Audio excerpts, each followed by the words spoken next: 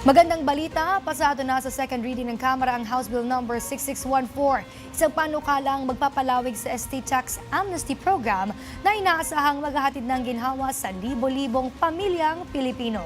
Si Zai Chua sa detalye.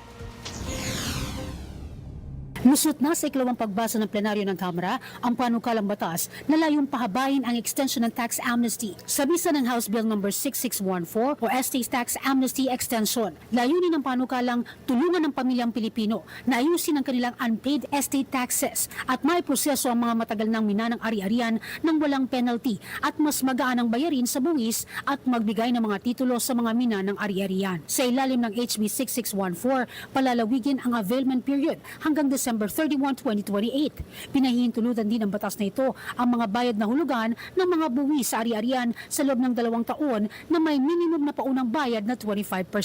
Ayon kay House Committee on Ways and Means Committee Chairperson Representative Miro Kimbo, nakatulong ang kasalukuyang amnesty program sa mahigit 300,000 pamilya at nakalikom ng 15.52 bilyon mula 2019 hanggang June 2025. Dagdag pa ni Kimbo, higit pa sa kita ang layunin ng panukala, kundi bigyan ng oras at pagkakataon ang mga pamilyang may matagal ng isyong legal at pinansyal na kaugnay ng kanilang minana sa kanilang mga namayapang mahal sa buhay. Para sa totoong balita sa Bagong Pilipinas, Zai Chua, Congress News.